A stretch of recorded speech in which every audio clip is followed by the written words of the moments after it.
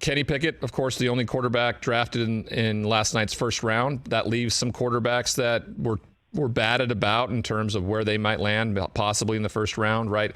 We're talking about Malik Willis, Matt Corral, Sam Howell, Carson Strong, some of these guys. Where do you think those dominoes start to fall tonight? Yeah, that's going to be exciting to watch and that's what I'm so excited to see. Because think about the good quarterbacks that have gotten picked in the second round. You think, one of probably the all-time greats, especially probably the top pick in the second round, Drew Brees. We look at Andy Dalton had a good career. Derek Carr, look what he's doing. So let's not sleep on just because these guys didn't get picked in the first round, they still have a good opportunity. And it's going to be exciting to see what happens because now I do feel like teams – there's not as much pressure. If you draft a guy in the first round, that's your future. That's what you're hanging your hat on. Now, if you draft a guy in the second round, third round, there's a little less pressure on the guy. And I think, when we look at this second round tonight and how it unfolds, when it gets to Seattle at pick 40, what's going to happen there? They have 2 picks in a row. Does Atlanta try to jump them and get one of these young quarterbacks? And don't be surprised, like Washington, Detroit, who gets in the mix? Do the Saints get in the mix, knowing, look, we didn't think Malik Willis would slide to the second round. Let's go get him. So there's going to be a lot of excitement, especially how we saw the first round unfold with all the different trades and so forth.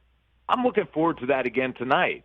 And another one to keep an eye on, how long is Baker Mayfield going to be hanging on in Cleveland? Do the Browns find a way and find a trade partner that happens tonight? I mean, that'd be exciting to see if that does come to play. But I think, for Desmond Ridder, Matt Corral, 2 guys that I liked.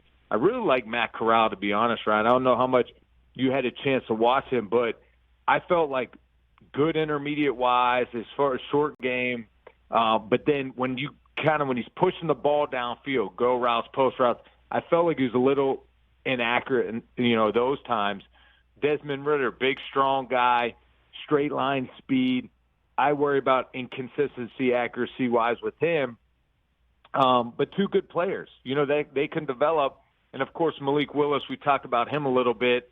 I think just his athleticism, his big arm, I think he can develop. And so that's kind of intriguing to me. And then Sam Howell. Let's not forget what he's done out of NC. He lost a lot of teammates last year to the draft to the NFL.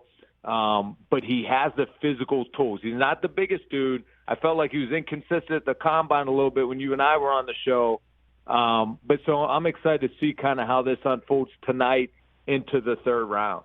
Hey, you watched all the way to the end. Thanks for that. Watch more right here.